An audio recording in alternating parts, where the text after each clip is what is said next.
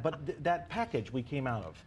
And there's been a lot of activity, and I want to get to one specific one on Twitter that's really, there's a couple of themes running, and this particular one, reasons for child obesity right here, school 7 hours long, homework 3 hours long minimum, sleep recommended 8 hours. There's very few, kids are staying up later, they're maybe not, does that play a role in this? I mean, we're not really talking about that factor.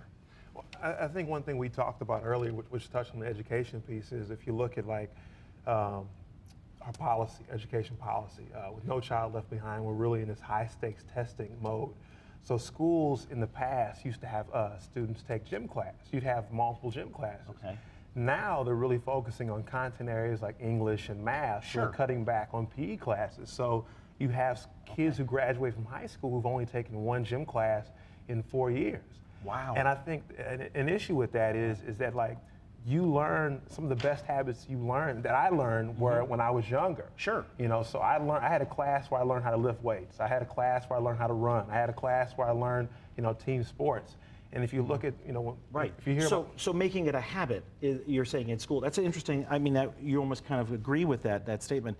There's also another theme, and I want to bring it to the group here. Role modeling is coming a lot up in Twitter tonight. So this idea of parents, I mean, parents are adults, and we hope, right? No, but they are. But this idea of modeling behavior. They're eating fast food.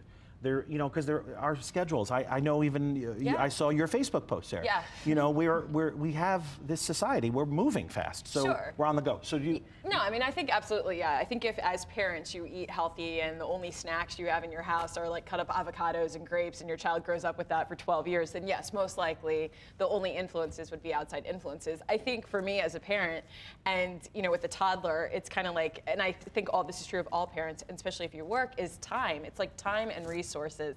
And I mean, I said tonight, it's like we gave our son goldfish knowing I was coming here to talk about this very topic, but it's difficult. Not only is it difficult when you walk into a grocery store and the bulk of what you see, besides obviously being in the produce section, contains high fructose corn syrup, it's a lot of preservatives, but it's difficult. It's difficult if you have means, it's difficult if you don't, because you're tested for time. It's really hard to make healthy home-cooked meals. I know people will argue against that. I know people will say there's vegetables, this and that, but when push comes to shove, I mean, I'm not gonna lie. I mean, there are times where I cannot cut up grapes and give them to my son when we're in the car. I have to I don't have to, but, and those are the challenges I think for a lot of parents, is that you want to do better.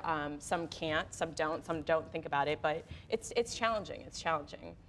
Yeah, I grew up in a family that loved to cook, and we have a lot of strong emotions around food. That's kind of how we bonded. That's how we, really spent time with our parents, was that, they loved to cook. But within the last 2 years, both my parents were diagnosed with diabetes, and it changed our conversation about how we cook and what does this mean to us? What does food mean to us?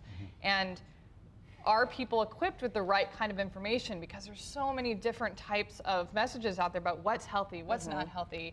Should you eat vegan? Should you eat paleo? Should you avoid corn? Should you eat more corn? There's right, but not necessarily more corn. That may be not what people are saying. But for kids though, I mean, they're not thinking paleo. They're not thinking, vegan. I mean, I know they should be, but their parents are the role models, and the parents are the ones who are teaching kids about how they eat, and they are modeling to kids about what type of foods they buy, what is important. And if parents don't understand necessarily about what is important to teach kids, and they don't understand how the different foods affect their body, why nutrition is important, why is this important, why do we need certain types of fats, why do we need this? And I think that that's what we want to be educating our kids about from the start, is why are these things important? You said